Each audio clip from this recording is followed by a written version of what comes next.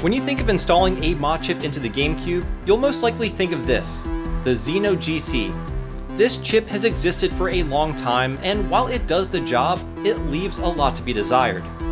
Thankfully, we have a bit of competition with the arrival of an all-new Modchip called PicoBoot, created by WebHDX, an open-source Modchip solution utilizing the power of the Raspberry Pi Pico to unleash the full potential of your Gamecube.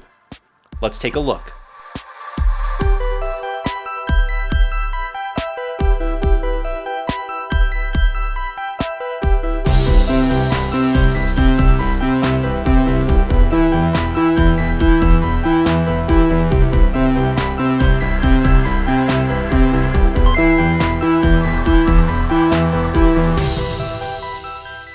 Hey everyone, how's it going? My name is Tito, and welcome to another episode of Retro Renew. Today, I have the honor of giving you the first look at a brand new Modchip for the Nintendo Gamecube. This is the PicoBoot, a brand new Modchip developed by WebHDX that leverages the capabilities of this Raspberry Pi Pico with some really awesome functionality, such as being able to boot directly into Swiss from powering on the system without the need of a special boot disk or game exploits. And it has a couple tricks up its sleeve, which I'll get into later in the video. PicoBoot is a breath of fresh air in the somewhat stagnant GameCube modding scene. It's easy to install, it's cheap, open source, and easily upgradable. I can't wait to show you what this thing can do. Like I said earlier, the project was developed by WebHDX. He is an extremely talented software developer from Poland with a passion for working on Nintendo consoles. His favorite one being, you guessed it, the GameCube. Definitely follow him on Twitter at WebHDX to stay up to date with all of his amazing work. I have a feeling we'll be seeing a lot more cool projects from him in the near future.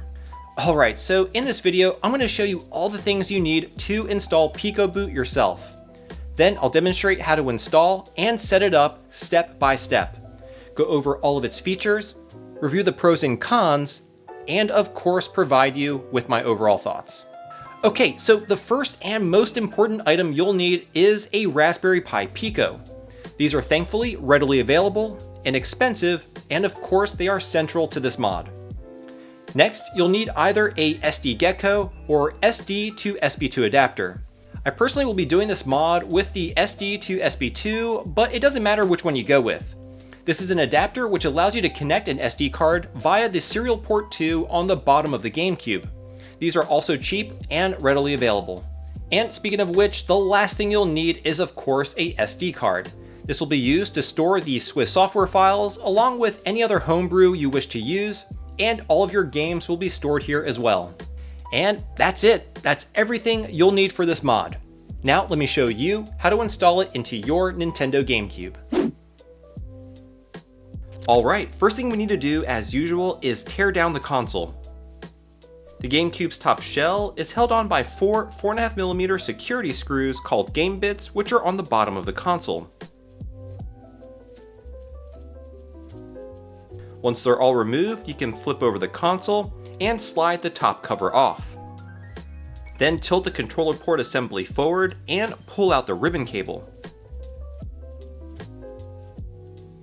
Then remove the two JIS screws securing the cooling fan.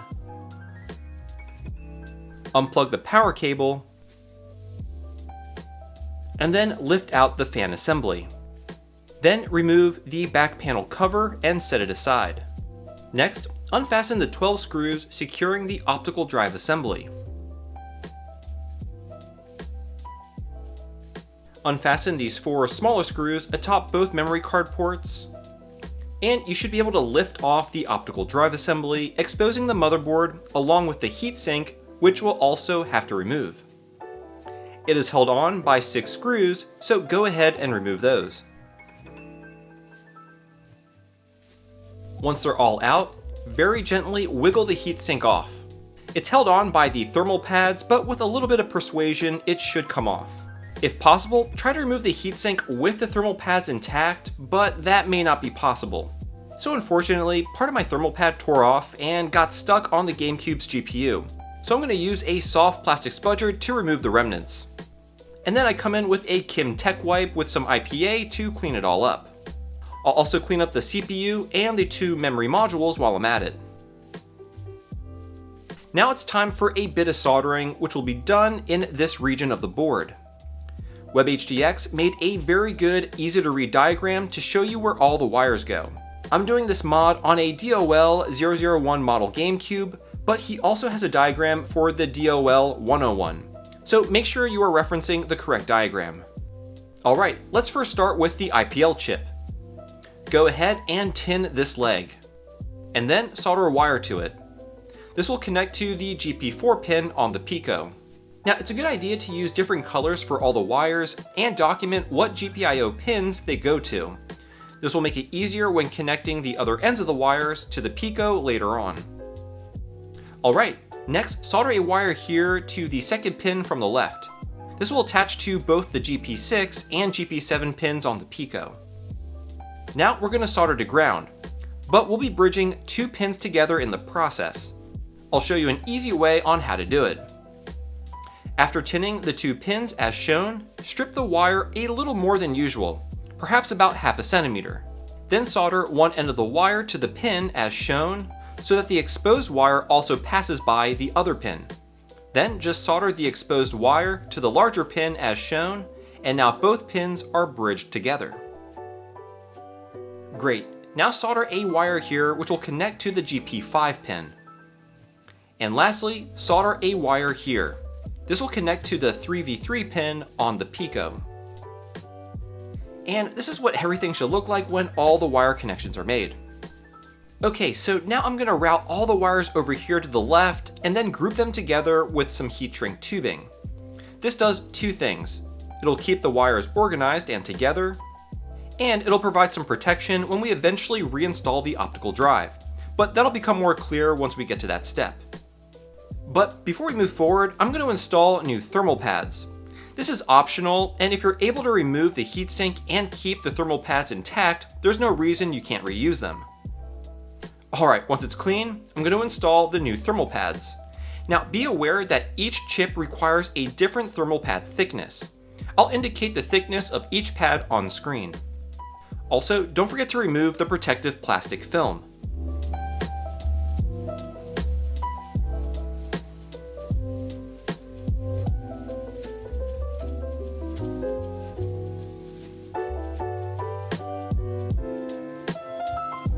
Great, now go ahead and carefully place the heatsink onto the motherboard, and then begin to reassemble the GameCube. Here you can see where I have routed the wires before I install the optical drive. The heat shrink tubing does a great job at providing just a bit of extra protection as I install the optical drive.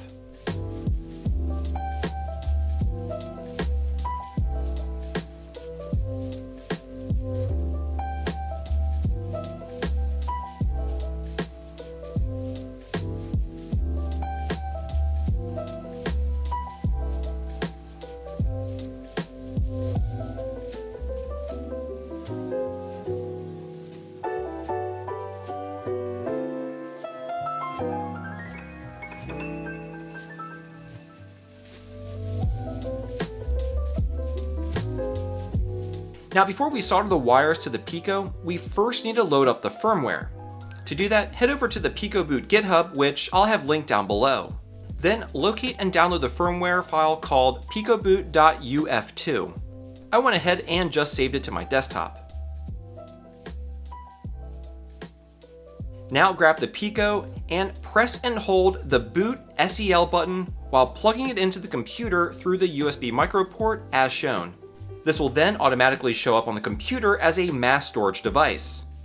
And then simply drag and drop the firmware we just downloaded onto the Raspberry Pi Pico, and it should automatically eject itself.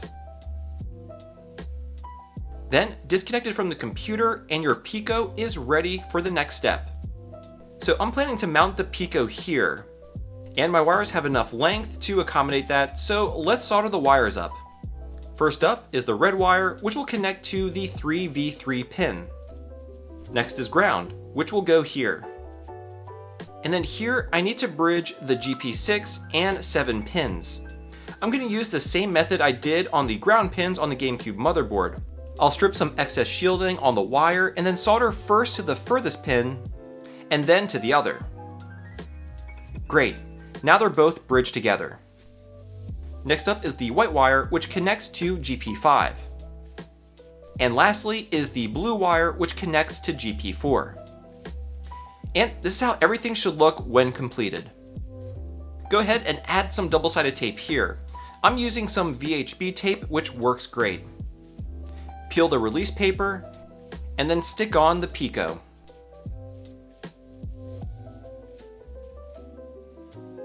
And before moving forward, I have some Kapton tape to put over the Pico to insulate it. This is most likely not necessary, but you can never be too cautious. Now proceed to reassembling the rest of the GameCube.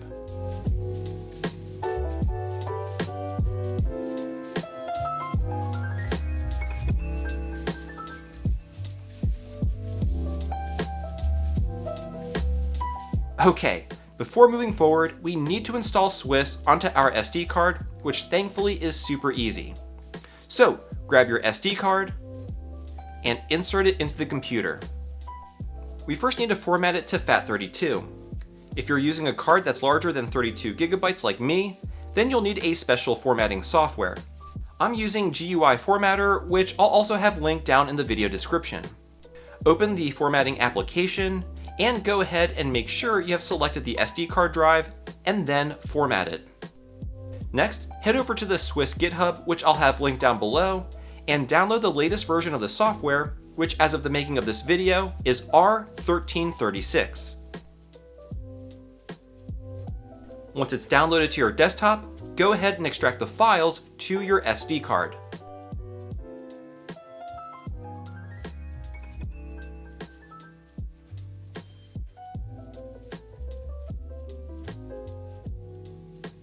Then open the newly created Swiss folder on your SD card, and then open the folder labeled DOL. Here you should find a DOL extension file named Swiss with the revision number on it. Right-click this file and select Cut. We're going to move this file to the root of our SD card. Once it's pasted there, we're going to go ahead and rename it to IPL.DOL. At this point, you can go ahead and copy over some games.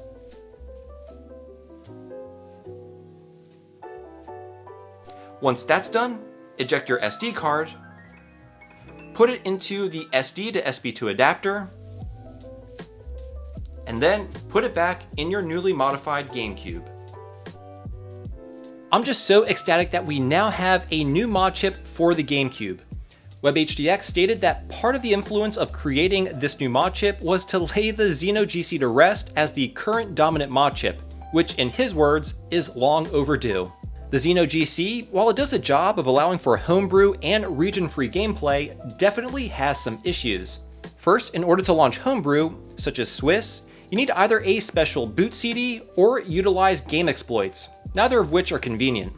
Additionally, there have been some horror stories of DVD drives being damaged as a result of trying to use the Xeno GC's quick solder points, which, depending on the manufacturer, may not have the best tolerances, resulting in bad solder connections. And in some cases, you would even have to calibrate the DVD laser so that it could read discs with the Xeno GC installed. So with that said, the PicoBoot is an extremely attractive alternative, improving upon almost every aspect of the Xeno GC, which brings me to the PicoBoot's features. The first main feature is its ability to boot directly into your homebrew of choice, which I'm sure for the vast majority of you will be Swiss.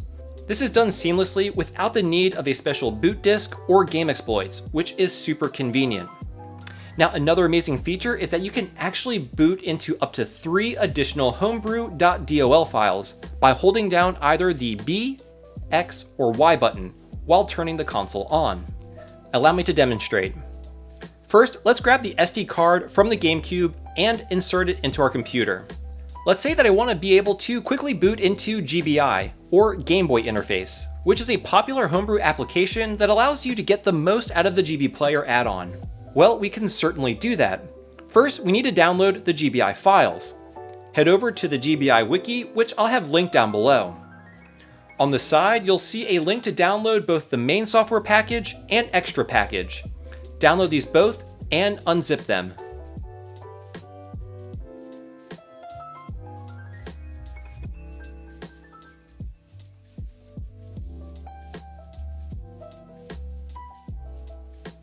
Then go into the main GBI folder and locate the gbi.dol file.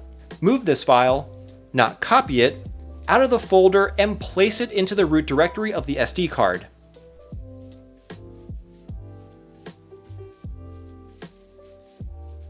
Now rename that file either the letter B, X, or Y, .dol.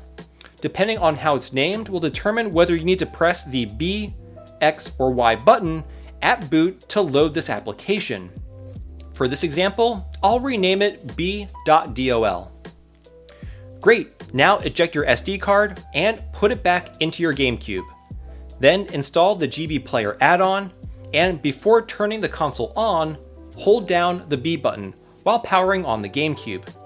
After waiting a few moments, you'll see that we have successfully booted into GBI directly, which is awesome. All this again is done without any boot disks or game exploits. It's super easy and convenient. I just can't say that enough. So now that I'm booted into my Homebrew application of choice, that's it. The PicoBoot did its job, and I can now continue on my merry way and play my library of GameCube games straight off of my SD card. Now another great feature is that when WebHDX issues an updated firmware in the future with more features and upgrades, you can easily update it. Simply remove the GameCube cover and hook it up to the computer via the USB micro port. Then all you need to do is transfer over the new firmware like I showed you during the tutorial, and you're all set. Also, since WebHDX made this project open source, I can't wait to see what the GameCube community does with this. Anyway, for those of you wondering, the way this mod works is that the PicoBoot chip injects a custom payload during boot, which overrides the GameCube BIOS, which is why we don't see the boot animation. This custom payload is called IPLBoot, which has been around for a while and was used on many mod chips from the past. WebHDX did not create IPLBoot, but he has integrated it into the Raspberry Pi Pico, which makes the PicoBoot possible. So those are the primary features. Pretty simple. But now let's get into the pros and cons. Starting with the pros, I think one of the most compelling ones is that the PicoBoot is upgradable. While the mod chip works great as is, WebHDX is already working on additional features and improvements which will no doubt continue to enhance the PicoBoot's capability. Additionally, not only is it upgradable, it's easily upgradable. Since the Raspberry Pi Pico has a USB port built in, whenever there is a new firmware version, all you need to do is connect it to the computer and drag and drop the new firmware onto the Pico. No need for any custom programs or drivers. Another nice thing about the PicoBoot is that it's cheap and readily available. The Pico costs under $10, and the SD to SP2 is also quite affordable. The fact that this mod chip is cheap and readily available is fantastic. And when compared to the Xeno GC, which needs a special boot CD or utilize a game exploit to work, the PicoBoot is standalone and doesn't need anything else to work. It's simple, straightforward, and just does its job. Another great thing is that your GameCube's DVD drive remains intact, allowing you to play your physical game collection as well. Not all mods retain the optical drive, the GC loader being an example. And lastly, WebHDX made the PicoBoot open source. Being open to the community of GameCube enthusiasts can only mean good things for this mod chip's future, and of course, us retro gaming enthusiasts. Alright, so those are the pros, but now let's get into the cons. And honestly, I don't think there are any. The only thing I can think of that may deter people is that this mod chip does require soldering. I would say that it is comparable to installing the Xeno GC with wires. Additionally, since you need to remove the heatsink to access some of the solder points, it's a good idea to have replacement thermal pads on hand of varying thickness so you can replace the original ones. If you're able to remove the heatsink without compromising the integrity of the thermal pads, unlike me, then you may not need to replace them at all. This really isn't a con, but making sure you have extra thermal pads on hand may be a bit of an inconvenience. Now, when compared to the GC loader, the installation can be considered more difficult since the GC loader is essentially plug and play and requires zero soldering. However, the GC loader is more expensive and it's not readily available, which to me makes the PicoBoot all the more attractive. And this brings me to the last thing I want to talk about. What does the future hold for PicoBoot? Well, WebHDX is actually already hard at work on a quick solder ribbon to make the soldering and installation process much easier for the PicoBoot. Additionally, he is also working on a really awesome GameCube mod that allows you to hook up a M.2 SSD into serial port 1. The PicoBoot will be critical in making the new M.2 adapter work with the console, and I have to say I am really excited to see what additional capability that mod, along with the PicoBoot, will bring to the future of GameCube Homebrew. Well, there you have it folks, the PicoBoot Modchip for the Nintendo Gamecube. What do you all think? How does this compare to the Xeno GC and the GC loader? Will any of you be installing this into your GameCube? And what features would you like to see incorporated into the next firmware update? Let me know your thoughts down below in the comments. And as always, thank you so much for watching, and I'll see you all next Thursday.